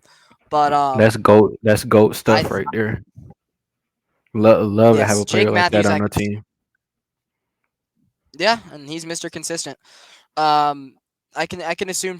So we know that Nate Lamon's back. That's awesome. Jeff Okuda's back. That's awesome. I'm expecting a big game or two from him down the stretch to secure a contract. I think if he wants to be here, he's gonna have to do that. Um, I think it's safe to assume that Jake Matthews is going to be back, and I think we get at least one person back. I'd still be a little afraid if there's no David Onyemata. But that just means I hope that Caden, that Calais kicks it back inside and we get to see a little bit more of Taquan Graham or something. We haven't really heard his name at all this year, have we? Has he played at all? I have not seen him out there. I can't say if he has or has not. I could say I haven't seen him out there. I mean, we've seen Huggins, we've seen Zach Harrison, we've seen Bud Dupree, we've seen almost everybody, but one person I haven't seen is Zach Harrison. So I wonder where he is on the depth chart. You got to think that he maybe is a cut candidate for next year, which is crazy because for a fifth round pick, he was so good his first year and a half, then decided to fumble Austin Eckler's fumble in Falcons Chargers fashion, and yeah, that was pretty much maybe the ending of his career, a fifth round defender from the air raid Big 12. But yeah, for the Falcons game Sunday, I think health is the biggest concern. We know that they're going to make mistakes. It's just you can't say that they need to come out and play clean football. They somehow did versus the Jets that Sunday. Well, I guess there was a safety, but there was no turnovers in the Meadowlands. But it's fair to assume like they're going to make mistakes. It's just a matter of can the defense make up for them, or can the other team make more than them? And I'm going to assume that a one-win team is going to make more mistakes than the Falcons, and they're going to have to capitalize on them. Mm, I And just like what are your keys to a victory this Sunday, Mr. Micah? um after we finish this, I want to update the Panthers injuries. But my key is to win is do what's going right for the Falcons. As I'm watching Thursday night football, Chargers just returned a touchdown while losing. Returned a punt for a touchdown while they're losing 63-14. But yeah, our keys to win. We gotta do what's going right for us. Don't try to be flashy. We don't need none of that. This is I would count this game. We don't need to take it for granted and count this, chalk it up as a win. But we can use this game where we can use it as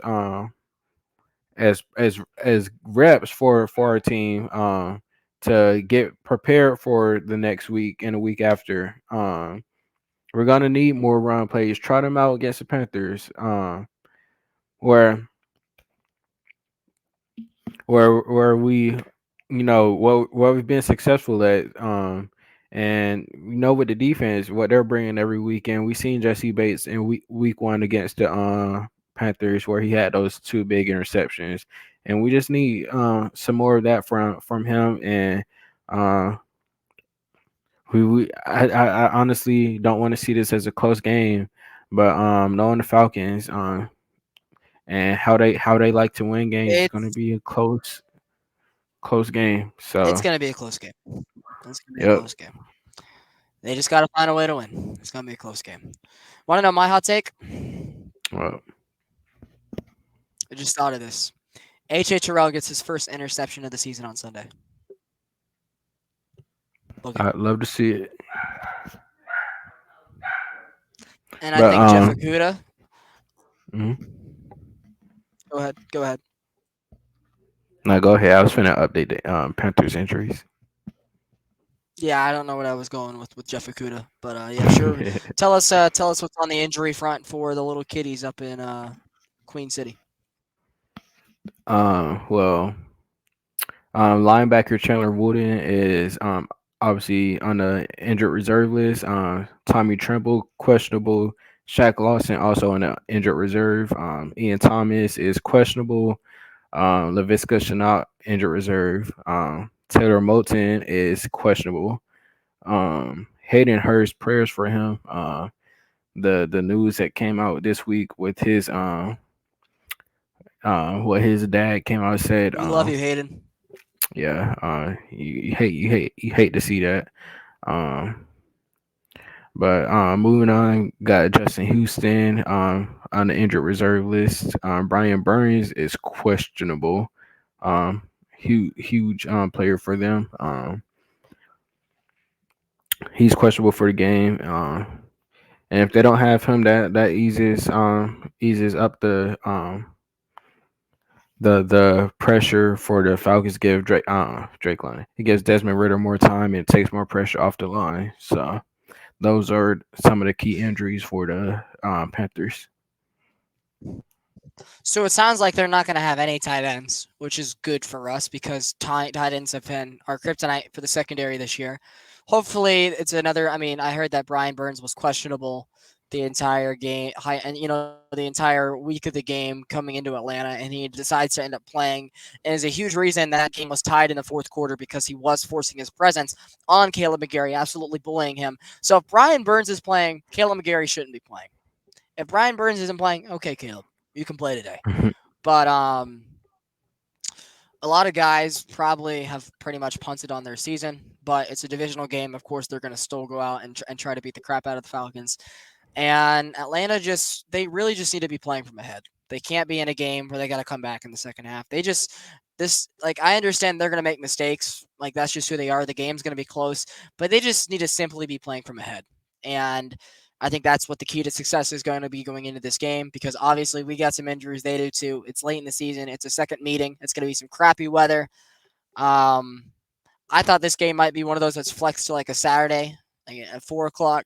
That now that college football season is over, but it is unfortunately not the case. But I'm going to predict a Falcons win. I think they win this game by like 7 to 10 points. What about you?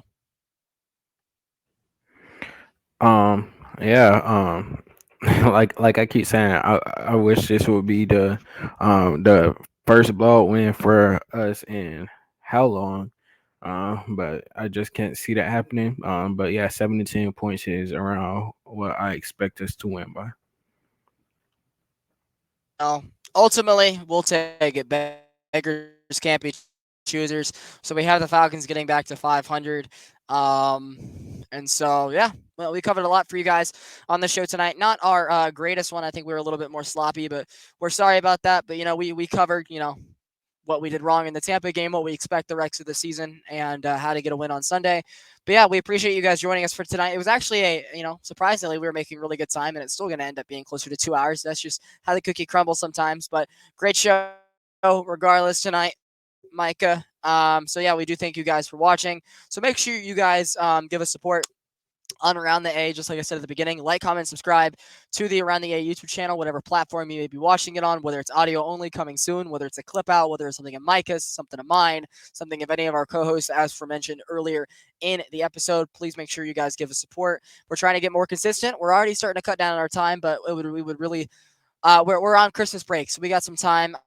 I think you and I let's hold ourselves to this, Micah. We got to do a Hawk show in a night or two. We got to cover what the hell's going on over on the hardwood for those guys. But yeah, let's hopefully the Falcons don't end their season on Sunday because that would end their season with a loss, and we'd be furious. And I know that there would be no Panthers recap show recorded if that was the case. But yeah, make sure you guys follow us on Twitter at Newsman Sports ATL, at Micah TYN, and for anything regarding Atlanta sports or sports in general, we're nice people. So you follow us on Instagram as well at BNATL5. That's BNATL the number 5, and Micah, I'm pretty sure you're the same thing regarding your username. But yeah, that's pretty much it for me tonight, Micah. Anything else you would like to plug before we shut this thing off? No, just keep supporting the pod.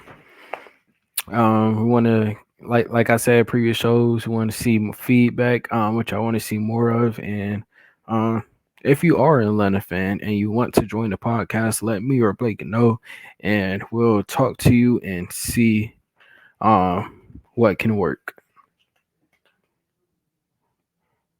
But yeah, we thank you guys for watching. We're recording this on Thursday night. It'll probably be released for Friday afternoon for people to watch, when they get out of school, out of work, etc. So yeah, we make sure you guys. I made sure to say I meant to say this at the beginning, but if you haven't already, I hope you're watching this at 1.5 speed. That's I've watched back some of our shows, and you can still understand us very well during that format. And a 2 hour show turns into an hour and change, just like you want it to be. And you don't have to sit down and watch us and have it be the only thing. Have us in your ear when you're walking the dog. Have us on the side when you're doing the dishes. You don't have to. If you see the time of this video, it doesn't have to be daunting. Just Feel free to watch us when you get a chance. We really appreciate the support. Micah and I are just two teenagers that are in college looking to get our start in this industry with our love for the Atlanta sports teams. So, yeah, we appreciate it. And we hope you guys have a good night. We'll talk to you soon for a Hawks or a Braves show. Hopefully, something. But, yeah, UGA choked. So that's awesome. But, Micah, any final words for the show? Oh. Oh. Go dogs, forever go dogs. We were cheated. We were. I'm disappointed in the. No, I'm All just right. kidding.